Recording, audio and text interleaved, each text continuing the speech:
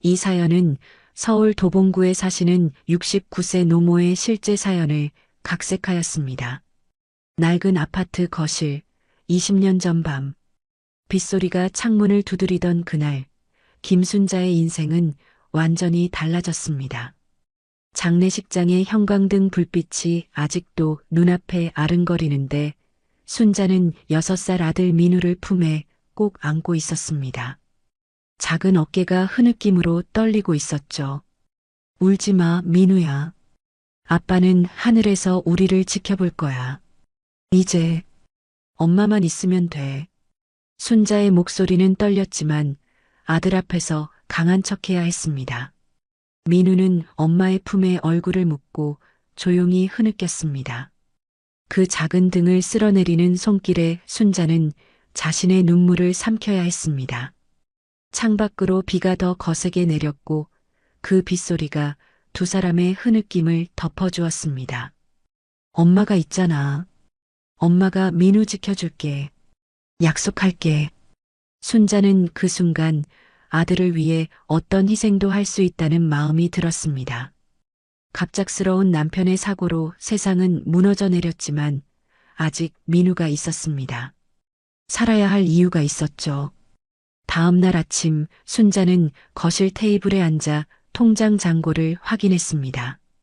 남편이 남긴 보험금은 병원비와 장례비로 거의 다 나갔고 남은 건 낡은 3억 원짜리 아파트뿐이었습니다. 순자는 식탁에 고개를 묻고 한참을 울었습니다. 하지만 민우가 방에서 나오는 소리가 들리자 재빨리 눈물을 닦았습니다. 민우야, 아침 먹자. 엄마가 계란찜 해줄게. 민우는 아직 눈이 붓고 피곤해 보였지만 순자는 미소를 지었습니다. 아이를 위해서라도 강해져야 했습니다. 시간이 흘러 민우는 10살이 되었습니다. 순자는 낮에는 분식집에서 밤에는 편의점에서 일했습니다. 하루도 쉬지 않고 일했지만 그럴 수밖에 없었죠. 민우의 교육비와 생활비를 벌어야 했으니까요. 어느 새벽 순자는 야간 편의점 알바를 마치고 비틀거리며 집으로 돌아왔습니다. 현관문을 열자 거실불이 켜져 있었습니다. 민우는 책상에 엎드려 잠들어 있었습니다. 교복을 입은 채로 옆에는 풀지 못한 수학 문제가 펼쳐져 있었죠. 순자는 조용히 아들의 어깨를 덮어주며 숙제를 확인했습니다. 우등생은 아니었지만 꾸준히 노력하는 아이였습니다. 순자의 눈에 눈물이 맺혔습니다. 공부 열심히 해야 엄마처럼 고생 안 해. 아들의 머리카락을 쓰다듬자 민우가 잠결에 엄마의 손을 잡았습니다. 그 작은 손의 온기에 순자는 모든 피로가 사라지는 듯 했습니다. 시간은 더 흘러 민우는 대학을 졸업하고 회사에 취직했습니다. 순자는 이제 60세가 되었지만 여전히 식당 일을 하고 있었습니다. 몸은 힘들어도 아들이 제 길을 찾아가는 모습을 보는 것은 행복했습니다. 엄마, 이제 그만 일해. 내가 벌면 되잖아.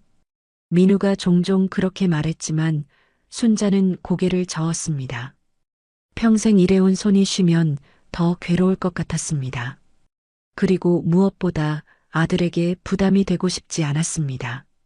어느 날 민우가 여자친구를 데려왔습니다. 영희라는 이름의 예쁜 아가씨였죠. 영희는 예의 바르게 인사했지만 순자는 왠지 모르게 마음이 불편했습니다. 영희의 눈빛에 감춰진 무언가가 있는 것 같았습니다. 어머니, 민우 오빠랑 결혼하게 되었습니다. 잘 부탁드립니다. 결국 1년 뒤 민우와 영희는 작은 결혼식을 올렸습니다. 순자는 아들이 행복하기를 바랐지만 영희의 미소 뒤에 숨겨진 무언가가 여전히 마음에 걸렸습니다. 그리고 현재 순자의 낡은 아파트 거실, 결혼한 아들이 오랜만에 찾아왔습니다. 순자는 밥상을 차리느라 분주합니다. 민우가 좋아하는 반찬들을 모두 준비했습니다. 엄마, 이렇게 많이 준비했어? 우리 둘이 이걸 어떻게 다 먹어? 너 먹는 거 보는 게 좋아서 그래. 자, 많이 먹어. 민우는 밥을 먹으며 이것저것 이야기했습니다. 회사 일, 동네 소식, 그리고 사업 이야기. 엄마, 내가 이번에 좋은 기회가 생겼어. 사업만 성공하면 엄마 편히 모실 수 있을 것 같아. 순자는 민우의 얼굴을 바라보았습니다.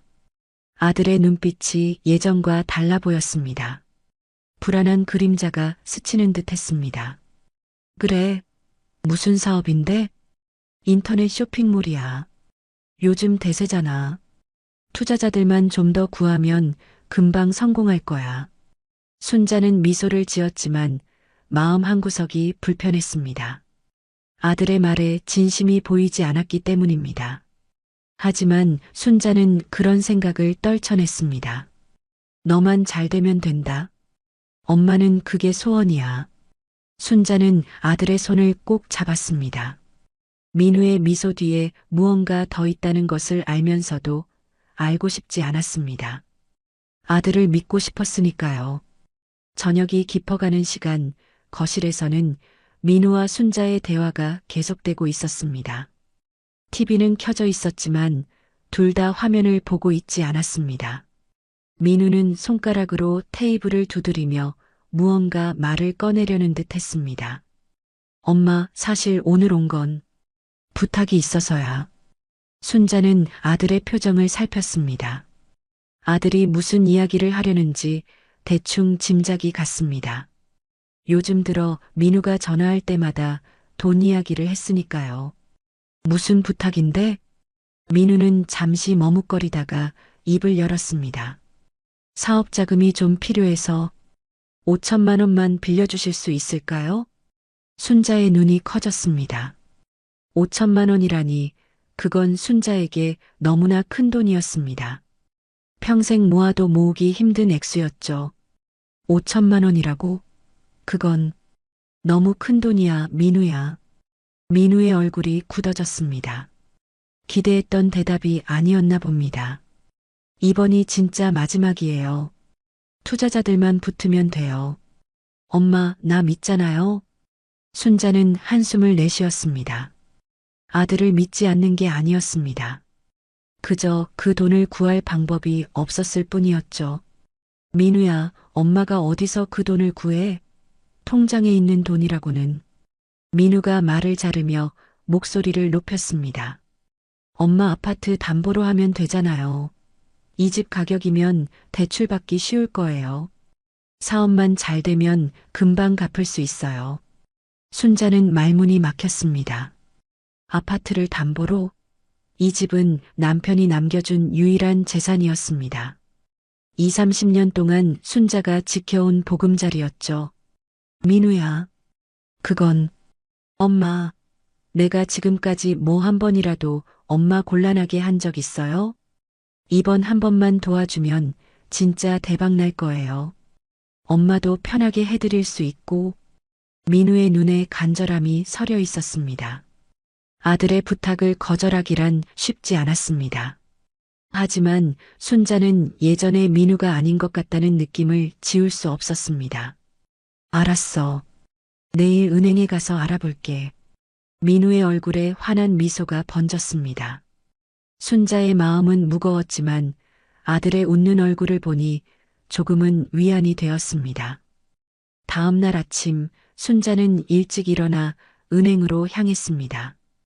담당자와 마주 앉아 대출 상담을 받았지만 결과는 예상대로였습니다.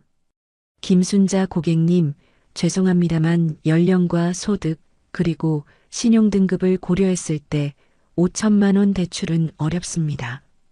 순자는 고개를 끄덕였습니다. 예상은 했지만 실망감을 숨길 수 없었습니다. 작은 금액이라도 안 될까요? 2천만 원 정도라면 가능할 수도 있습니다만 그럼 이자가. 순자는 한숨을 내쉬며 은행을 나왔습니다. 아파트로 돌아오는 길 가슴이 무거웠습니다. 아들에게 어떻게 말해야 할지 걱정이 되었습니다. 집에 도착해서 순자는 옷장 깊숙한 곳에서 통장을 꺼냈습니다. 평생 모아온 비상금이었습니다. 잔고는 300만 원. 이게 순자가 가진 전부였습니다. 이게 내가 가진 전부인데. 순자는 한숨을 내쉬며 침대에 앉았습니다. 민우에게 전화가 왔지만 받지 않았습니다. 무슨 말을 해야 할지 아직 정리가 되지 않았습니다. 저녁 무렵 초인종이 울렸습니다. 문을 열자 민우와 영희가 서 있었습니다. 영희는 처음으로 순자의 집을 방문했습니다. 어머니, 안녕하세요. 영희가 공손하게 인사했지만 그 눈빛은 차가웠습니다. 어서 와, 밥은 먹었니? 네, 먹었어요. 민우 오빠가 할 얘기가 있다고 해서. 셋은 거실에 앉았습니다. 민우가 가방에서 종이 한 장을 꺼냈습니다. 순자는 불안한 마음으로 그것을 바라보았습니다. 엄마, 은행에서 안 된다고 했죠? 민우가 물었습니다. 순자는 고개를 끄덕였습니다. 응, 나이도 많고 신용등급이 안 된대. 그럼 다른 방법을 생각해 봤어요. 이건 생명보험 가입 서류예요. 민우가 팸플릿을 꺼내며 설명했습니다. 엄마 건강검진도 겸할 수 있고요. 사망보험금이 3억 원이에요. 순자는 눈을 깜빡였습니다. 갑자기 보험 이야기가 나오니 당황스러웠습니다. 왜 갑자기 보험을? 민우와 영희는 서로 눈길을 교환했습니다. 영희가 웃으며 말했습니다. 어머니, 요즘은 다들 이런 보험 들어요. 만약 무슨 일이 생기면 유족들한테 도움이 되니까요. 순자는 불편한 마음을 감출 수 없었습니다. 왜 하필 지금 보험 이야기가 나오는 걸까요? 민우의 사업 자금과 무슨 관계가 있는 걸까요? 민우야, 설마. 엄마, 뭘 의심하세요? 설마 엄마 생각해서 나쁜 생각하겠어요? 민우가 웃으며 말했습니다. 그 웃음이 전보다 더 공허하게 느껴졌습니다. 순자는 민우의 얼굴을 바라보았습니다. 20년 넘게 홀로 키운 아들이었습니다. 모든 걸 바쳐 사랑했던 아들이었습니다. 설마 그런 생각을 할 리가 없겠죠? 그래. 한번 알아보자. 순자는 결국 서명했습니다. 아들을 믿고 싶었습니다. 의심하고 싶지 않았습니다. 하지만 서명하는 손이 미세하게 떨렸습니다. 민우와 영희는 만족스러운 표정으로 서류를 챙겼습니다. 돌아가기 전 민우가 순자의 어깨를 안았습니다. 엄마, 건강검진은 다음 주에 예약해 놓을게요. 걱정 마세요. 다 잘 될 거예요. 순자는 억지로 미소를 지었지만 가슴 한구석이 불편했습니다.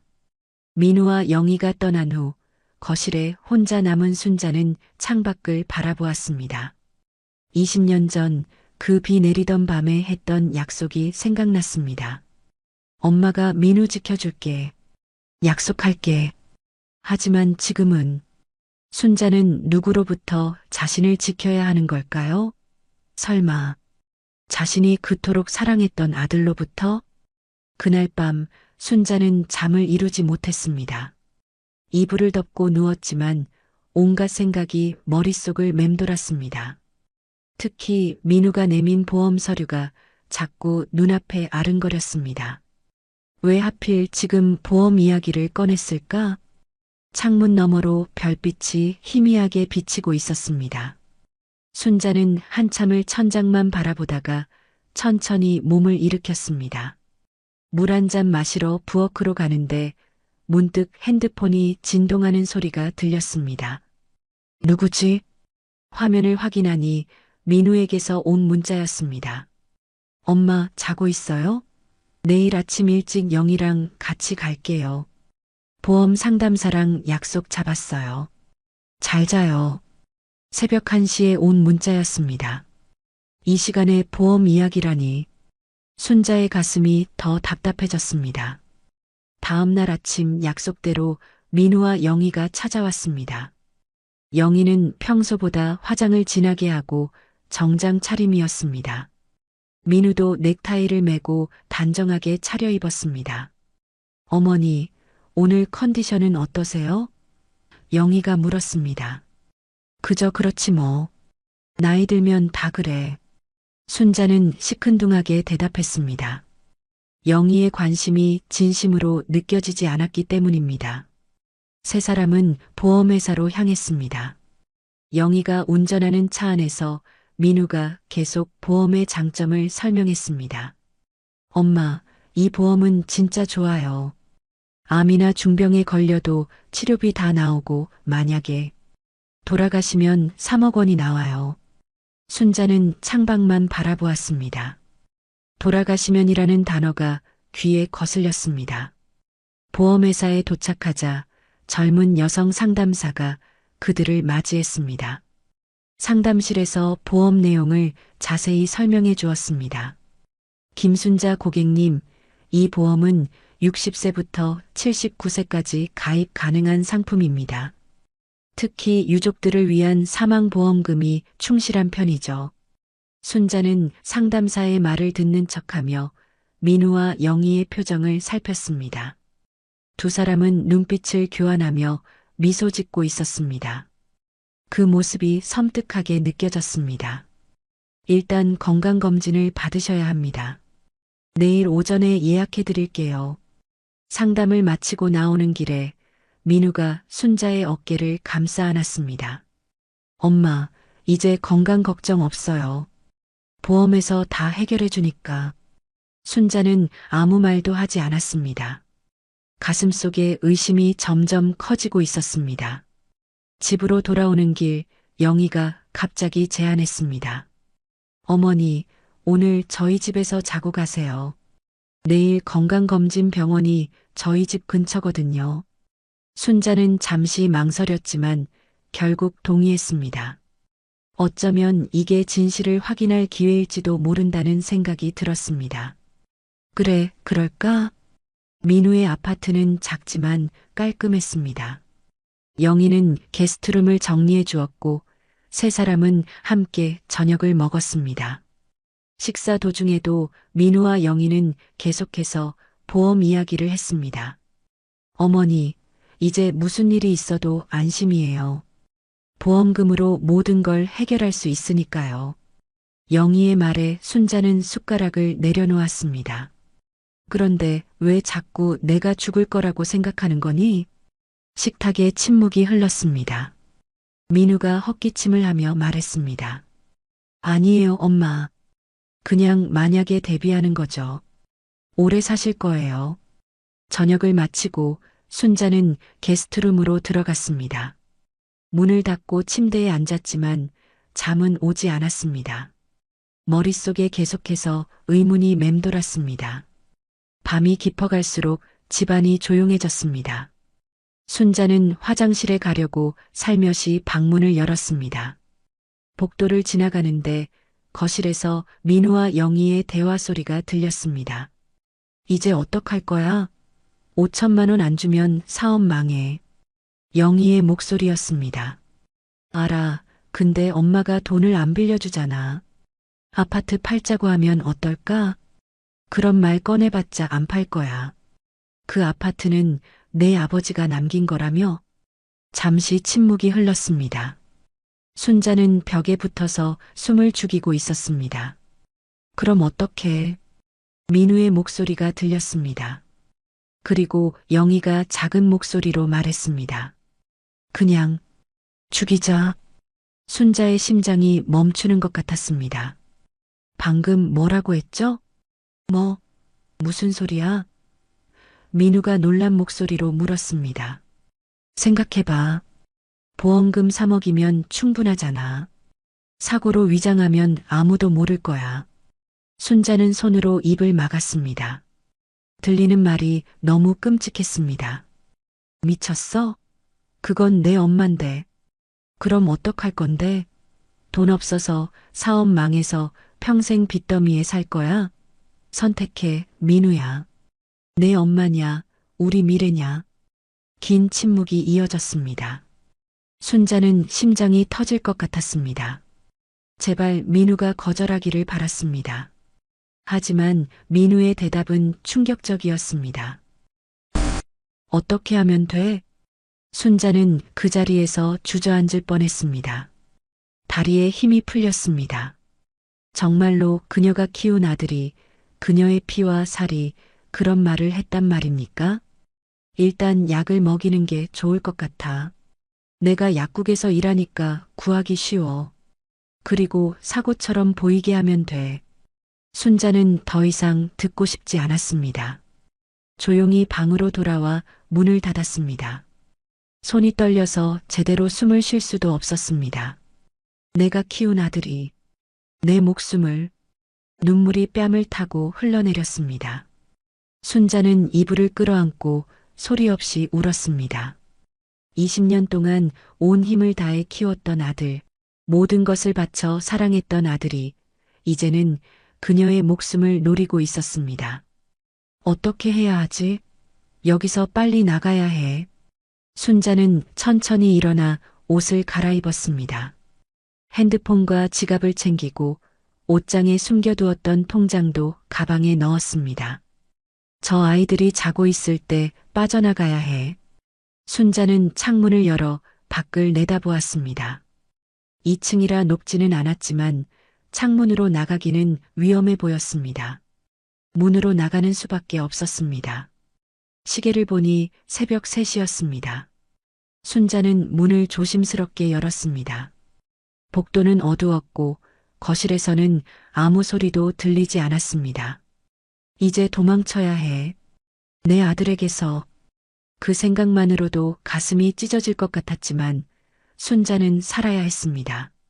천천히 아주 조심스럽게 복도를 지나 현관으로 향했습니다. 순자의 심장은 터질 듯이 뛰고 있었습니다. 복도를 지나는 동안 바닥이 삐걱거릴까봐 발끝으로만 걸었습니다. 손에는 작은 가방을 꼭 쥐고 있었습니다.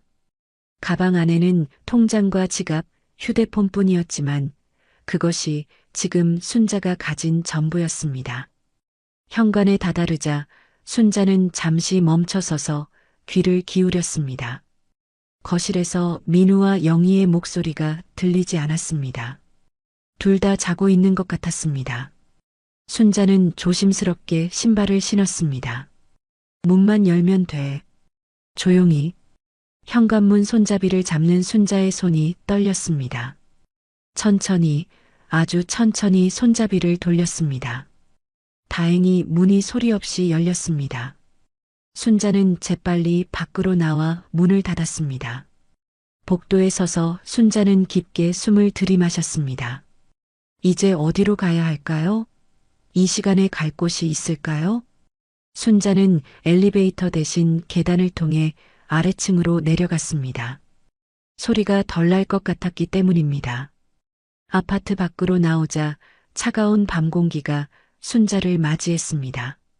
거리는 텅 비어 있었고 가로등만이 어둠을 밝히고 있었습니다. 순자는 무작정 걷기 시작했습니다. 어디로 가야 할지 모르겠지만 일단 이곳에서 멀리 떨어져야 했습니다. 한참을 걸었을까 순자는 24시간 문을 여는 패스트푸드점을 발견했습니다. 안으로 들어가자 따뜻한 공기가 순자를 감쌌습니다. 가게 안에는 아르바이트생 1명과 손님 몇 명뿐이었습니다. 순자는 구석자리에 앉아 커피 한 잔을 주문했습니다. 떨리는 손으로 핸드폰을 꺼내 시간을 확인했습니다. 새벽 4시. 이제 어떻게 해야 할까요? 경찰에 신고해야 할까? 하지만 무슨 죄로 신고할 수 있을까요? 아직 아무런 일도 일어나지 않았습니다. 그저 대화를 엿들은 것뿐이었죠. 게다가 그 대화의 내용은 아들이 자신을 죽이려 한다는 것. 누가 이런 이야기를 믿어줄까요? 순자는 커피를 마시며 생각에 잠겼습니다. 민우와 영희가 깨어나면 그녀가 사라진 것을 알게 될 것입니다. 그러면 무슨 일이 벌어질까요? 그들이 순자를 찾아낼까요? 녹음해야 해. 증거가 필요해. 순자는 핸드폰을 꺼내 녹음 앱을 열었습니다. 다행히 사용법은 간단했습니다. 이제 민우와 영희의 대화를 녹음할 수 있다면. 하지만 그것이 가능할까요?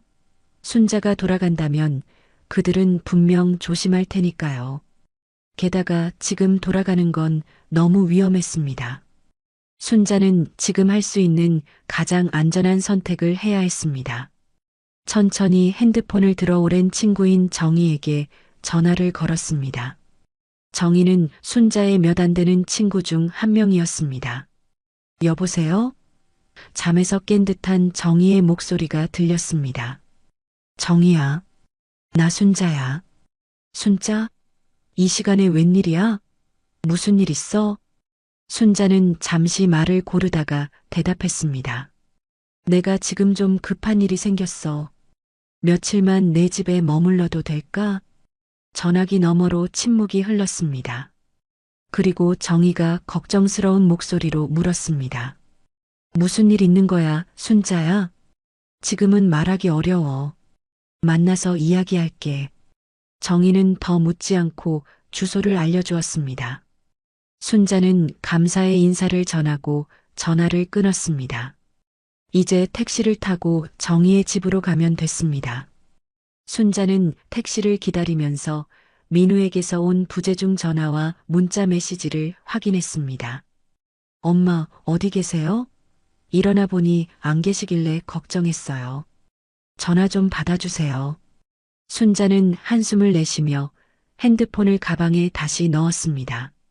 아들의 문자가 진심으로 느껴지지 않았습니다. 택시를 타고 정희의 집으로 향하는 동안 순자는 창밖을 바라보며 생각에 잠겼습니다. 어떻게 이런 일이 벌어진 걸까요? 어떻게 자신이 그토록 사랑했던 아들이 이렇게 변할 수 있었을까요? 내가 뭘 잘못했을까? 정희의 집에 도착하자 정희가 문 앞에서 기다리고 있었습니다. 순자를 보자마자 달려와 안아주었습니다. 순자야, 도대체 무슨 일이야? 얼굴이 너무 안 좋아 보여. 순자는 정희의 품에서 참았던 눈물을 터뜨렸습니다. 정희는 순자를 안으로 이끌어 따뜻한 차를 내왔습니다. 이제 천천히 말해봐. 무슨 일인지. 순자는 모든 것을 털어놓았습니다.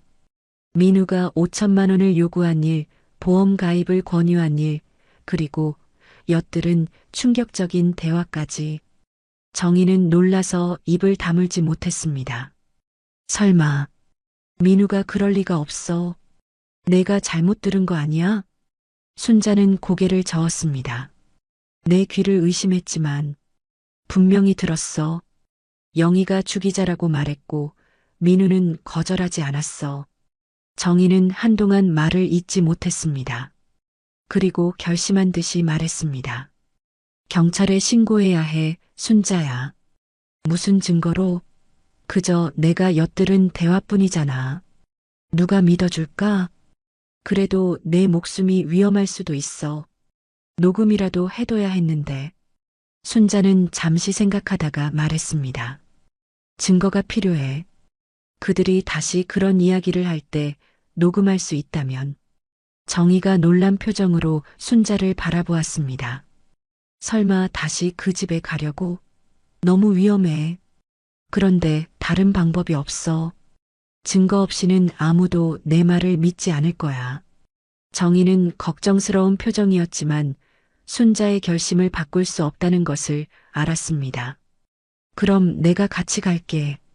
안 돼, 정희야. 이건 내 문제야. 내가 위험해질 수 없어. 두 사람은 밤새 이야기를 나누었습니다. 순자는 정희의 집에서 며칠 묵기로 했습니다. 그동안 민우가 계속 문자와 전화를 했지만 순자는 받지 않았습니다. 사흘 후 순자는 결심을 굳혔습니다. 다시 민우의 아파트로 돌아가 증거를 확보하기로 한 것입니다. 정희야, 내가 민우에게 전화해서 돌아가겠다고 할 거야. 하지만 미리 핸드폰에 녹음 앱을 켜놓을 거고. 정희는 걱정스러운 표정이었지만 순자의 결심을 존중해 주었습니다. 조심해, 순자야. 무슨 일 있으면 바로 나한테 연락해. 순자는 깊게 숨을 들이마신 후 민우에게 전화를 걸었습니다.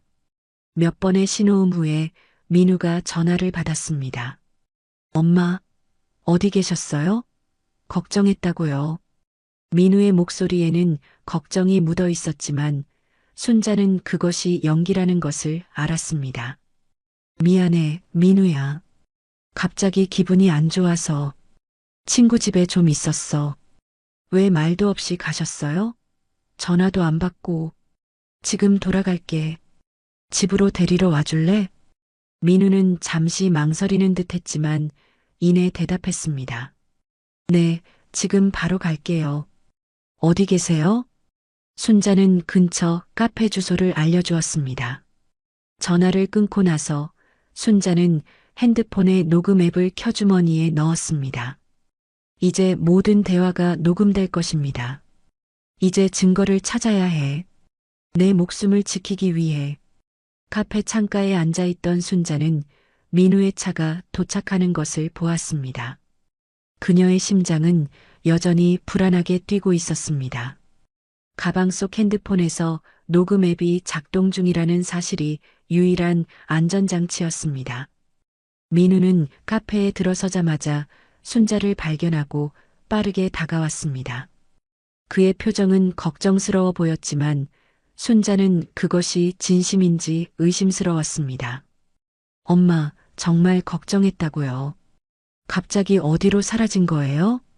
순자는 담담한 표정을 유지하려고 노력했습니다. 갑자기 숨이 막혀서 밖에 나가고 싶었어. 그래도 말씀은 하셨어야죠. 영희도 엄청 걱정했어요. 정말 그랬을까? 순자는 속으로 생각했지만 겉으로는 미소를 지었습니다. 미안해, 민우야. 이제 괜찮아졌어. 집에 가자. 차에 오르면서 순자는 자연스럽게 핸드폰이 있는 가방을 무릎 위에 올려놓았습니다. 녹음이 잘 되고 있기를 바랐습니다. 민우는 운전하면서 계속 이야기했습니다. 건강검진은 내일로 다시 예약했어요. 보험 가입도 서두르는 게 좋을 것 같아요. 순자는 창밖을 바라보며 대답했습니다. 그래. 근데 민우야, 왜 갑자기 보험에 관심을 갖게 된 거니? 민우의 손이 핸들을 꽉 쥐었습니다. 그냥 엄마 건강이 걱정돼서요. 요즘 갑자기 쓰러지는 노인분들이 많다고 하더라고요. 그래, 특히 자식들이 죽이려고 하면 더 그렇지. 순자는 속으로 비꼬았지만 겉으로는 고개를 끄덕였습니다. 민우의 집에 도착하자 영희가 현관에서 기다리고 있었습니다. 그녀는 순자를 보자마자 달려와 안았습니다. 어머니, 어디 계셨어요? 정말 걱정했다고요. 순자는 영희의 연기에 속이 메스꺼워졌지만 미소를 지으며 대답했습니다. 미안해, 영희야. 갑자기 기분이 안 좋아져서. 집 안으로 들어서자 순자는 주변을 살폈습니다. 모든 것이 며칠 전과 똑같았습니다. 하지만 이제 이 공간은 순자에게 안전한 곳이 아니었습니다. 어머니, 저녁 드셨어요? 제가 음식 준비해 놨어요. 영희의 말에 순자는 고개를 저었습니다. 아니, 이미 먹었어. 좀 피곤해서 쉬고 싶은데. 그래요? 그럼 푹 쉬세요. 내일 건강검진이 있으니까요. 순자는 게스트룸으로 들어가 문을 닫았습니다. 가방에서 핸드폰을 꺼내 녹음이 계속되고 있는지 확인했습니다. 다행히 제대로 작동하고 있었습니다. 침대에 앉아 순자는 생각에 잠겼습니다. 어떻게 해야 그들의 계획을 다시 들을 수 있을까? 단순히 기다리는 것만으로는 부족할 것 같았습니다. 잠시 후 순자는 문을 열고 거실로 나갔습니다. 민우와 영희는 부엌에서 이야기하고 있었습니다. 내가 내일 약국에서 일을 핑계로 빠져나올게. 영희의 목소리가 들렸습니다. 민우가 뭐라고 대답했지만 순자가 다가가자 둘 다 말을 멈추었습니다. 엄마, 뭐 필요한 거 있어요? 민우가 물었습니다. 순자는 차분한 목소리로 대답했습니다. 물 좀 마시려고. 그런데 내일 검진 후에 내 집에 가고 싶어. 오래 있으면 불편해. 민우와 영희는 서로 눈길을 교환했습니다. 영희가 먼저 말했습니다. 어머니, 검진 결과가 나올 때까지는 저희 집에 계시는 게 좋을 것 같은데요. 혹시 문제가 있으면 바로 병원에 갈 수 있잖아요. 그래, 문제가 생기도록 만들면서 말이지. 순자는 속으로 생각했지만 고개를 끄덕였습니다. 알았어. 그럼 결과 나올 때까지만 있을게. 물을 마시고 다시 방으로 돌아간 순자는 조용히 문에 귀를 기울였습니다. 하지만 민우와 영희는 더 이상 큰 소리로 이야기하지 않았습니다. 이러다간 아무것도 못 들을 거야. 순자는 생각을 바꿨습니다. 그냥 직접적으로 물어보는 건 어떨까요? 녹음기는 켜져 있고 만약 그들이 사실을 인정한다면 그것이 증거가 될 수 있을 테니까요. 순자는 결심을 굳히고 다시 거실로 나갔습니다. 민우와 영희는 소파에 앉아 TV를 보고 있었습니다. 민우야, 영희야, 잠깐 이야기 좀 할까? 두 사람은 놀란 듯이 순자를 바라보았습니다. 순자는 그들 앞에 앉았습니다. 사실, 내가 그날 밤에 너희 대화를 들었어. 민우의 얼굴이 굳어졌습니다. 무슨 대화요? 너희가 나를 죽이자고 한 이야기. 순간 방 안의 공기가 얼어붙는 것 같았습니다. 민우와 영희는 서로를 바라보다가 다시 순자를 쳐다봤습니다. 영희가 웃으며 말했습니다. 어머니, 무슨 말씀이세요? 저희가 어떻게 그런 생각을... 거짓말 그만해. 순자의 목소리가 높아졌습니다. 내가 다 들었어. 보험금 3억 원 때문에 나를 죽이려고 한다고. 민우가 일어서서 순자에게 다가왔습니다. 그의 표정은 분노와 불안이 섞여 있었습니다. 엄마, 무슨 말도 안 되는 소리예요? 그런 생각을 어떻게 해요? 순자도 일어섰습니다.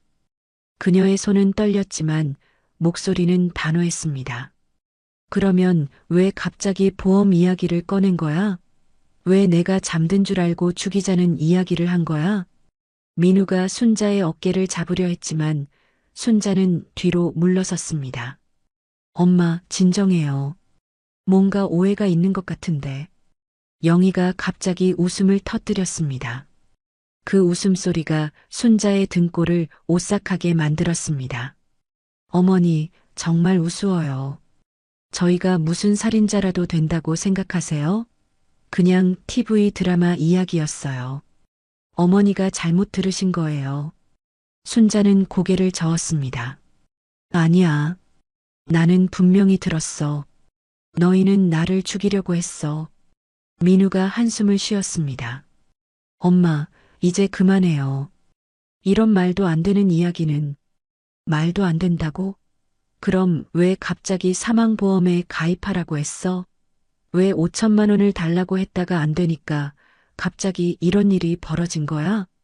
민우의 얼굴이 점점 붉어졌습니다. 그는 주먹을 꽉 쥐고 있었습니다.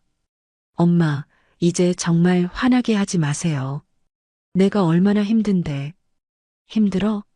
내가 힘들어? 내가 20년 동안 널 키우면서 얼마나 힘들었는지 알아? 그런데 넌 이렇게 갚는 거야? 영희가 갑자기 민우의 팔을 잡았습니다. 여보, 진정해. 어머니가 지금 정신이 혼란스러우신 것 같아. 순자는 분노로 떨고 있었습니다. 정신 혼란? 내가 다 들었다고. 너희가 보험금 때문에 나를 죽이려고 한다고. 민우가 갑자기 순자에게 다가와 어깨를 강하게 잡았습니다. 그의 눈빛이 달라져 있었습니다. 그래, 들었으면 어쩔 건데?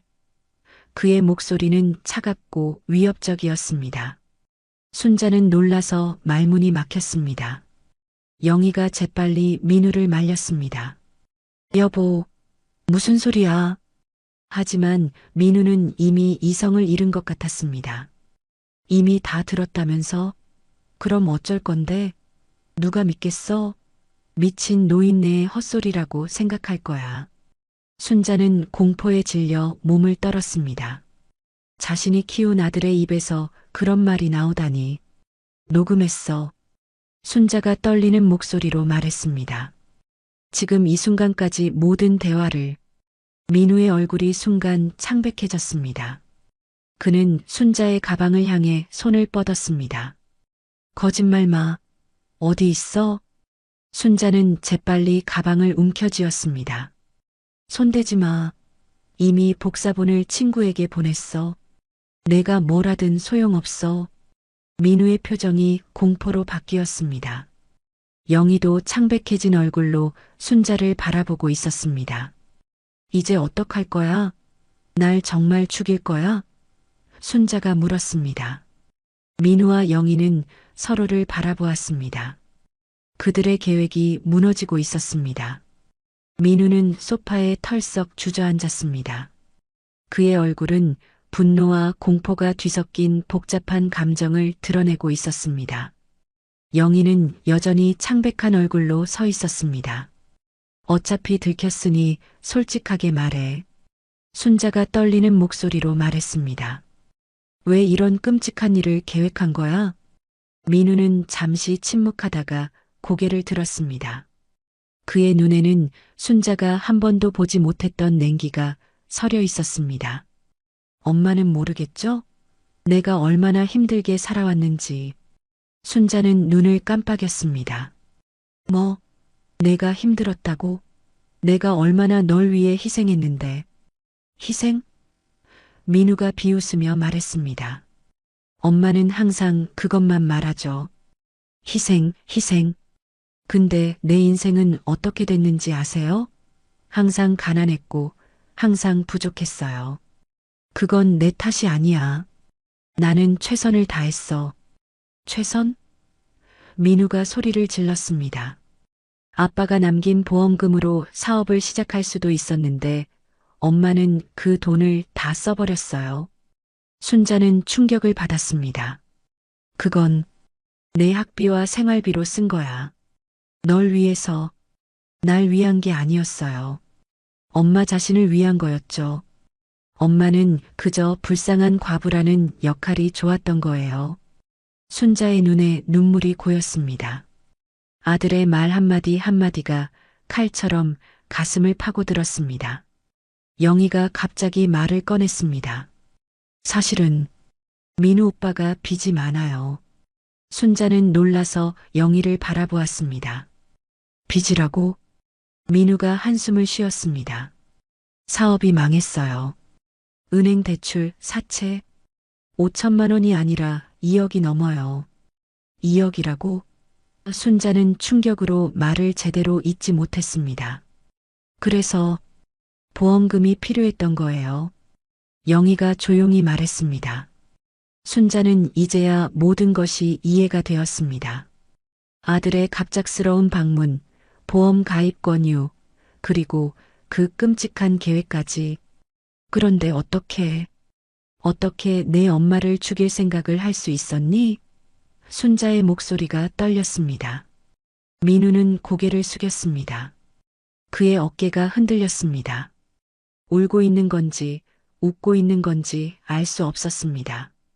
처음엔 그냥 농담처럼 시작됐어요. 영희가 대답했습니다.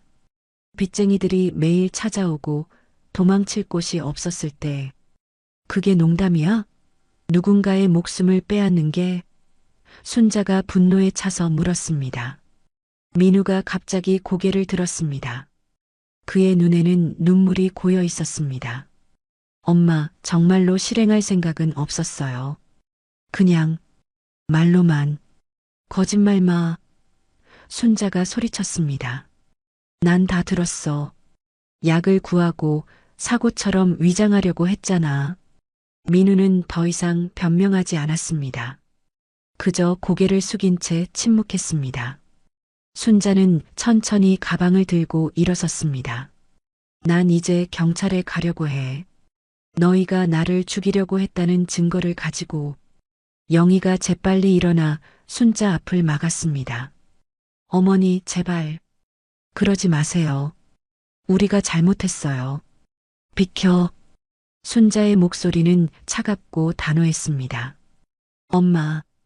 민우가 흐느끼며 순자의 손을 잡으려 했습니다. 제발, 나 감옥 가면 죽어요. 제발. 순자는 아들의 손을 뿌리쳤습니다. 내가 죽는 것보단 낫겠지. 민우의 표정이 갑자기 변했습니다.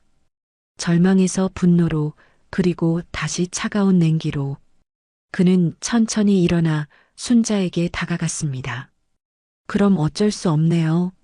순자는 본능적으로 뒤로 물러섰습니다. 민우의 눈빛이 달라져 있었습니다. 그것은 순자가 한 번도 본 적 없는 낯선 사람의 눈빛이었습니다. 민우야, 뭐 하려고? 민우가 갑자기 순자의 목을 움켜쥐었습니다. 순자는 놀라서 숨을 들이켰습니다. 손에 쥐고 있던 가방이 바닥에 떨어졌습니다. 여보, 영희가 놀라서 소리쳤습니다.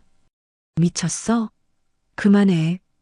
하지만 민우의 눈에는 광기가 서려 있었습니다. 그는 순자의 목을 더욱 강하게 조였습니다. 이미 들켰는데 이대로 감옥에 갈 순 없어. 순자는 필사적으로 몸부림쳤습니다. 산소가 부족해 머리가 어지러웠습니다. 시야가 흐려지기 시작했습니다. 이렇게 끝나는 건가? 내 아들의 손에. 그 순간 갑자기 민우의 소나기가 느슨해졌습니다. 영희가 뒤에서 민우를 강하게 밀친 것입니다. 제정신이야? 살인까지 하려고? 민우가 균형을 잃고 넘어졌습니다. 순자는 헉헉거리며 숨을 들이마셨습니다. 목이 아팠지만 정신은 돌아왔습니다. 영희가 순자에게 다가왔습니다. 어머니, 괜찮으세요? 하지만 순자는 영희를 밀쳐냈습니다. 재빨리 바닥에 떨어진 가방을 집어들고 현관으로 달려갔습니다. 엄마, 민우가 소리쳤습니다. 가지 마요. 순자는 뒤돌아보지 않고 문을 열었습니다. 복도로 뛰어나가 계단으로 달려갔습니다. 엘리베이터를 기다릴 여유가 없었습니다. 뒤에서 민우의 발소리가 들렸습니다. 순자는 더욱 빠르게 계단을 내려갔습니다. 다리가 후들거렸지만 목숨을 걸고 도망쳐야 했습니다. 아파트 밖으로 나오자마자 순자는 지나가는 택시를 향해 손을 흔들었습니다. 다행히 택시가 멈춰섰고 순자는 재빨리 올라탔습니다. 어디로 모실까요? 기사님이 물었습니다. 순자는 잠시 생각하다가 대답했습니다. 경찰서로 가주세요. 가장 가까운 경찰서요. 택시가 출발하는 순간 민우가 아파트 입구로 뛰어나왔습니다. 그는 택시를 발견하고 달려왔지만 이미 늦었습니다. 택시는 그를 멀리 떠나고 있었습니다. 택시 안에서 순자는 떨리는 손으로 핸드폰을 꺼냈습니다. 녹음이 여전히 진행 중이었습니다. 그녀는 녹음을 중지하고 파일을 확인했습니다. 다행히 모든 대화가 선명하게 녹음되어 있었습니다. 민우의 자백, 영희의 설명, 그리고 마지막 순간의 공격까지. 이제 증거가 생겼어. 순자는 목을 부여잡고 깊게 숨을 들이마셨습니다. 아들의 손자국이 아직도 따가웠습니다. 그녀의 눈에서 눈물이 흘러내렸습니다. 내가 그렇게 사랑했던 아들이 어쩌다 이렇게 됐을까? 경찰서에 도착하자 순자는 심호흡을 하고 택시에서 내렸습니다. 그녀는 떨리는 다리로 경찰서 안으로 들어갔습니다. 접수대에서 경찰관이 순자를 바라보았습니다. 무슨 일로 오셨습니까? 순자는 목이 쉰 목소리로 대답했습니다. 제 아들이 저를 죽이려고 했어요. 증거가 있어요. 경찰관의 눈이 커졌습니다. 그는 즉시 순자를 상담실로 안내했습니다.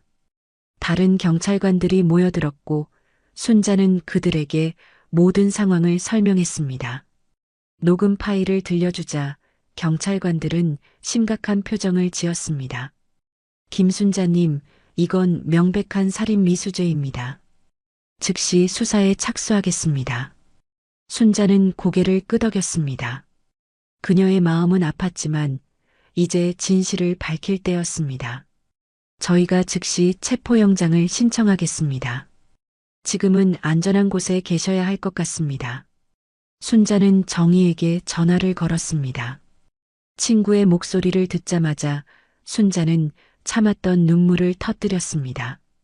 정희야, 다 끝났어. 경찰서의 차가운 조명 아래 순자는 진술서를 작성하고 있었습니다. 손은 여전히 떨렸지만 마음만큼은 단단했습니다. 이제 돌아갈 수 없는 강을 건너고 있다는 것을 알았습니다. 김순자님, 이 녹음 파일은 결정적 증거가 될 겁니다. 담당 형사가 말했습니다. 그는 40대 초반으로 보이는 남성이었고 눈빛이 진중했습니다. 지금 체포영장을 신청 중입니다. 곧 결과가 나올 거예요. 순자는 고개를 끄덕였습니다. 그녀의 목에는 붉은 자국이 선명했고 이미 경찰은 이를 증거로 사진을 찍었습니다. 그런데 정말 감옥에 가게 되는 건가요? 순자의 목소리가 떨렸습니다. 아무리 그래도 민우는 그녀의 아들이었습니다. 20년간 키운 아들이 감옥에 간다는 생각을 하니 가슴이 무너져 내렸습니다. 형사는 깊은 동정심이 담긴 눈으로 순자를 바라보았습니다. 살인미수와 사기 혐의로 기소될 겁니다. 둘 다 중범죄예요. 순자의 눈에서 눈물이 흘러내렸습니다. 내가 잘못 키운 걸까요? 형사는 고개를 저었습니다. 자책하지 마세요. 이건 당신 잘못이 아닙니다. 누구나 선택의 순간에 놓이게 됩니다. 당신 아들은 잘못된 선택을 했을 뿐이죠. 그 말이 위로가 되진 않았지만 순자는 고개를 끄덕였습니다. 그녀는 핸드폰을 꺼내 시간을 확인했습니다. 새벽 2시. 경찰서에 온 지 몇 시간이 지났지만 아직 체포 소식은 들리지 않았습니다. 집에 가봐야 할 것 같아요. 순자가 말했습니다. 내 집에요. 옷도 갈아입고. 형사가 걱정스러운 표정을 지었습니다. 지금은 위험할 수 있습니다. 당신 아들이 도망칠 가능성도 있고요. 괜찮아요. 친구 집에 머물 거예요. 내일 다시 올게요. 형사는 고민하다가 마지못해 동의했습니다. 하지만 혼자 가시면 안 됩니다. 경찰관이 동행할 거예요. 순자는 정희에게 전화를 걸었습니다. 정희는 여전히 깨어 있었고 순자의 상황을 듣자마자 데리러 오겠다고 했습니다. 잠시 후 정희가 경찰서에 도착했습니다. 그녀는 순자를 보자마자 달려와 꼭 안아주었습니다. 순자야, 정말 괜찮아? 목에. 이게 뭐야? 순자는 목에 멍자국을 감추려 했지만 이미 늦었습니다. 정희의 눈에 분노가 서렸습니다. 민우가 이랬어? 내 목을 조르려고 했다고? 순자는 고개를 끄덕였습니다. 더 이상 숨길 수 없었습니다. 정희는 이를 갈았습니다. 어떻게 자기 어머니를 용서할 수 없어. 경찰관의 동행하에 순자와 정희는 순자의 아파트로 향했습니다. 밤의 거리는 고요했고 가로등만이 그들의 길을 비추고 있었습니다. 아파트에 도착해 문을 열자 익숙한 집 내부가 순자를 맞이했습니다. 하지만 이제 그곳은 예전과 같은 안식처가 아니었습니다. 아들의 배신으로 얼룩진 공간이었습니다. 필요한 것만 챙겨요. 경찰관이 말했습니다. 오래 있지 마세요. 순자는 침실로 들어가 옷가지와 중요한 서류들을 가방에 넣었습니다. 민우의 어린 시절 사진이 담긴 앨범을 보자 가슴이 아팠습니다. 한때는 그토록 순수했던 아이가 어떻게 이렇게 변할 수 있었을까요? 한참을 망설이다가 순자는 앨범도 가방에 넣었습니다. 아무리 그래도 그 추억들을 완전히 버릴 수는 없었습니다. 아파트를 나서는데 갑자기 핸드폰이 울렸습니다. 화면을 보니 민우였습니다. 순자는 잠시 망설였지만 결국 전화를 받았습니다. 엄마. 민우의 목소리가 떨리고 있었습니다.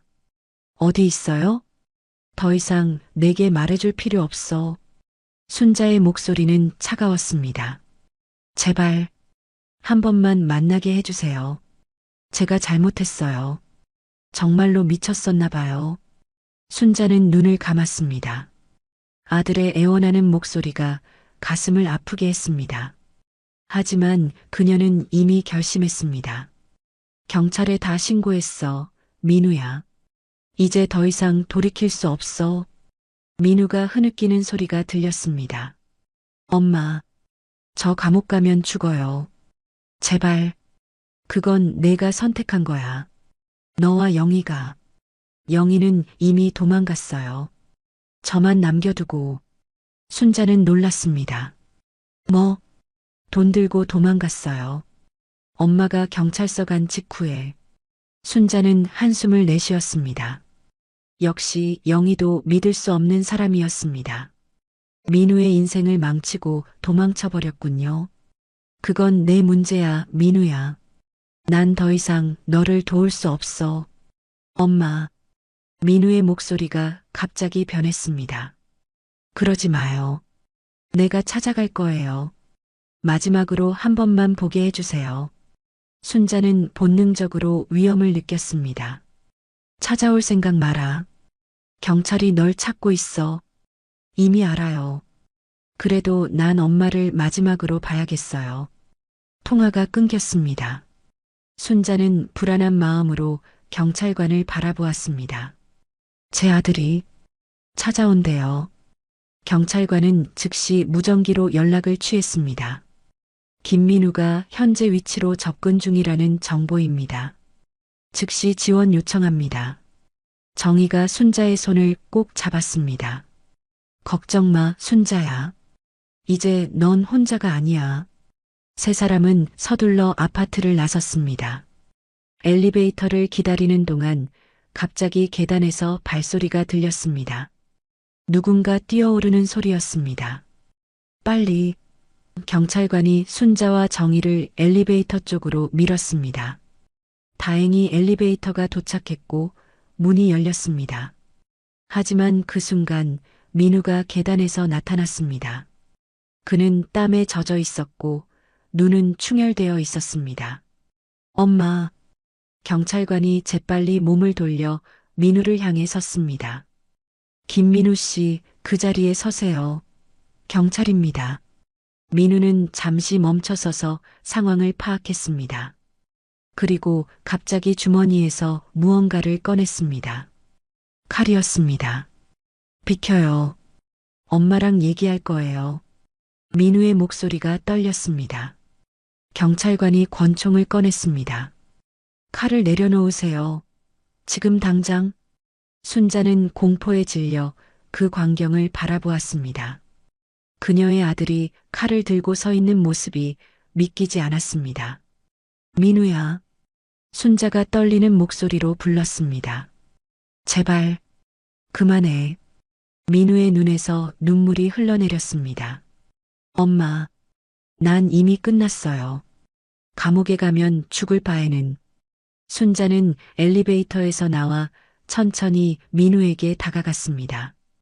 경찰관과 정희가 말렸지만 순자는 그들의 손을 뿌리쳤습니다. 민우야, 칼 내려놓자. 아직 늦지 않았어. 민우는 순자를 바라보았습니다. 그의 눈에는 깊은 절망과 후회가 가득했습니다. 엄마, 정말 미안해요. 난 끔찍한 아들이었어요. 순자의 눈에서 눈물이 흘러내렸습니다. 그래도 넌 내 아들이야. 내려놓고 같이 가자, 응? 민우의 손이 떨렸습니다. 칼이 바닥에 떨어질 것 같았습니다. 그 순간 계단에서 다른 경찰들이 뛰어 올라왔습니다. 김민우, 체포영장이 발부되었습니다. 무기를 내려놓고 항복하세요. 민우는 놀라서 뒤를 돌아보았습니다. 그리고 갑자기 칼을 자신의 목으로 가져갔습니다. 안 돼. 순자가 비명을 질렀습니다. 민우야. 순자의 비명이 복도에 울려 퍼졌습니다. 경찰관들이 재빨리 민우를 향해 달려갔지만 순자가 더 빨랐습니다. 그녀는 아들의 팔을 붙잡았습니다. 하지 마. 제발. 민우의 눈에서 눈물이 흘러내렸습니다. 순간적으로 그의 눈빛이 흔들렸고 칼을 든 손에 힘이 빠졌습니다. 그 틈을 타 경찰관들이 민우를 제압했습니다. 칼이 바닥에 떨어지는 소리가 들렸습니다. 김민우, 당신은 살인미수와 사기 혐의로 체포됩니다.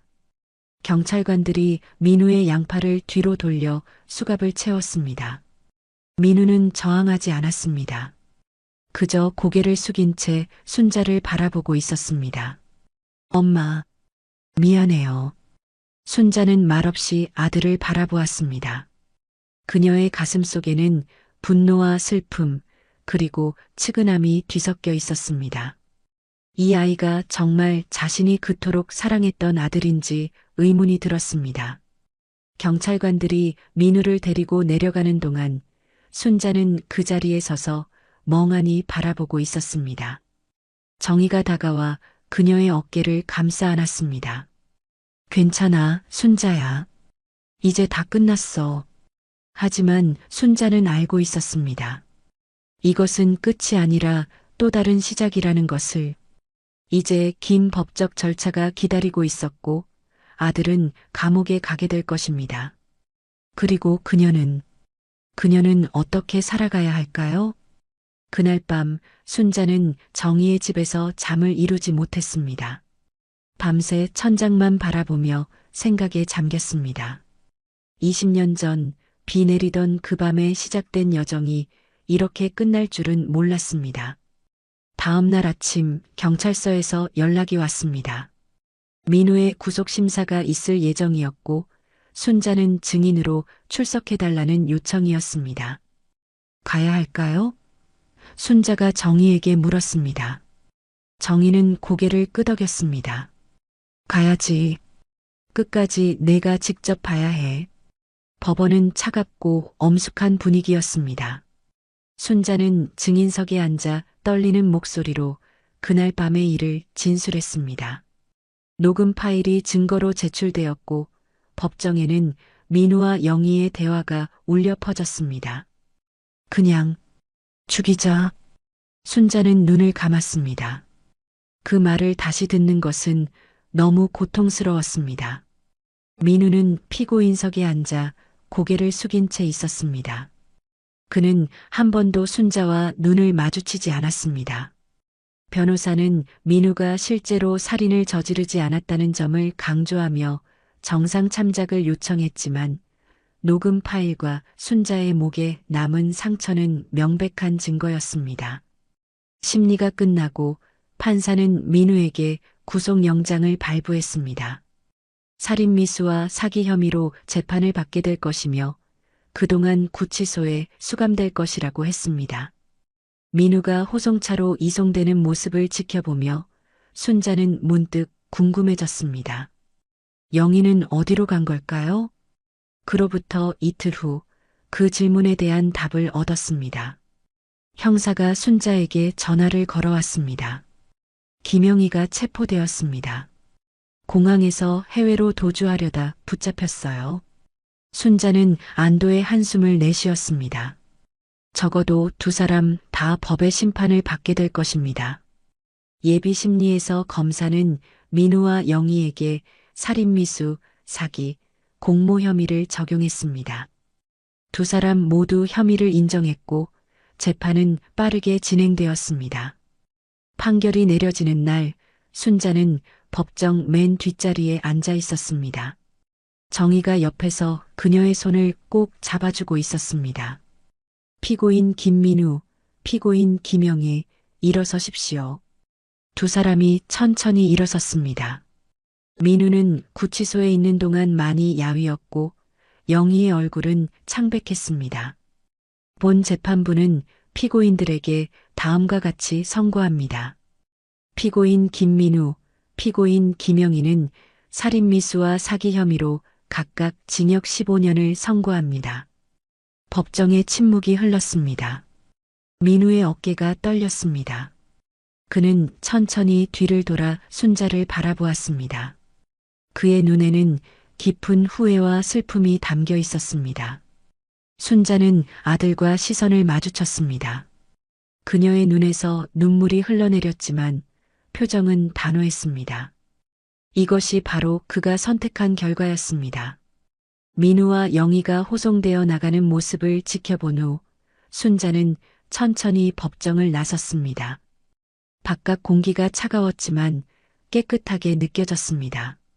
이제 어떻게 할 거야? 정희가 물었습니다. 순자는 하늘을 바라보았습니다. 잘 모르겠어. 다시 시작해야겠지. 몇 주 후 순자는 낡은 아파트를 정리하기 시작했습니다. 20년의 추억이 담긴 그곳을 떠나기로 결심한 것입니다. 너무 많은 기억이 있었고 그 모든 것이 이제는 고통으로 다가왔습니다. 물건들을 정리하던 중 순자는 민우의 어린 시절 사진첩을 발견했습니다. 첫 번째 페이지에는 아기 민우가 웃고 있는 사진이 있었습니다. 그 순수한 웃음에 순자의 가슴이 아팠습니다. 어쩌다 이렇게 됐을까? 순자는 사진첩을 한참 바라보다가 천천히 닫았습니다. 과거는 이제 지나간 일이었습니다. 그녀는 앞으로 나아가야 했습니다. 아파트는 생각보다 빨리 팔렸습니다. 그 돈으로 순자는 작은 전원주택을 구입했습니다. 도시에서 멀리 떨어진 조용한 마을이었습니다. 새로운 시작을 위한 완벽한 장소였습니다. 이사를 하는 날 정희가 도와주러 왔습니다. 두 사람은 함께 짐을 옮기며 이야기를 나누었습니다. 편히 잘 수 있을 것 같아? 정희가 물었습니다. 순자는 고개를 끄덕였습니다. 이제야 편히 자겠다. 교도소 담장 너머를 바라보는 순자의 모습. 바람이 그녀의 머리카락을 스치고 지나갔습니다. 그녀는 더 이상 두려움에 떨지 않았습니다. 그저 평온함이 찾아왔을 뿐입니다. 새 집으로 향하는 차 안에서 순자는 창밖의 풍경을 바라보았습니다. 봄이 시작되고 있었고 나무들은 새싹을 틔우고 있었습니다. 자연은 항상 새로운 시작을 준비하고 있었습니다. 이상하게도 후회는 없어. 순자가 조용히 말했습니다. 정희가 놀란 표정으로 바라보았습니다. 정말 민우에 대해서? 순자는 고개를 저었습니다. 아니, 내 선택에 대해서. 도망친 것, 신고한 것. 그건 내가 해야 할 일이었어. 용기가 필요했을 텐데. 순자는 미소를 지었습니다. 목숨을 위협받으면 누구나 용기를 내게 되는 것 같아. 새로운 집에 도착하자 순자는 깊게 숨을 들이마셨습니다. 이곳에서 그녀는 다시 시작할 수 있을 것입니다. 아픈 기억을 뒤로하고 남은 인생을 평화롭게 살아갈 수 있을 것입니다. 현관문을 열면서 순자는 마지막으로 뒤를 돌아보았습니다. 과거는 이제 그저 기억일 뿐입니다. 중요한 것은 지금 그리고 앞으로의 삶이었습니다. 어서 와, 순자야. 정희가 그녀를 안으로 이끌었습니다. 새 집에 온 것을 환영해. 순자는 미소를 지으며 안으로 들어섰습니다. 문이 닫히는 소리와 함께 그녀의 새로운 인생이 시작되었습니다. 이제야 편히 자겠다. 때로는 가장 가까운 사람들로부터 상처를 받을 수 있지만 자신의 안전과 생명을 지키기 위해 용기를 내는 것이 중요하다는 사실입니다. 순자의 이야기처럼 우리 주변의 어르신들은 때로 가족이나 친지로부터 학대나 금전적 착취를 당하는 경우가 있습니다. 이런 상황에 처했을 때 도움을 요청하는 것은 결코 배신이 아니라 자기 자신을 지키는 용기 있는 행동입니다. 또한 자식을 위해 희생하는 부모의 사랑이 얼마나 위대한지, 그리고 그 사랑이 때로는 배신당할 수 있다는 뼈아픈 현실도 보여줍니다. 하지만 순자처럼 새로운 시작을 할 용기가 있다면 어떤 상황에서도 다시 일어설 수 있습니다. 여러분의 주변에 도움이 필요한 어르신이 계시다면 관심을 기울이고 도움의 손길을 내밀어 주세요. 그리고 만약 여러분이 비슷한 상황에 처해 있다면 혼자가 아니라는 것을 기억하세요. 도움을 요청하는 것은 결코 부끄러운 일이 아닙니다. 이 이야기가 여러분에게 조금이라도 감동과 교훈을 주었다면 댓글로 여러분의 생각을 나눠주세요. 또한 주변의 소중한 분들에게도 이 메시지를 전해주시면 감사하겠습니다. 여러분의 한마디가 누군가에게 큰 용기가 될 수 있으니까요. 앞으로도 여러분의 삶에 도움이 되는 이야기로 찾아뵙겠습니다. 오늘도 영상 끝까지 시청해 주셔서 감사합니다. 구독과 좋아요, 알림 설정도 잊지 말아주세요.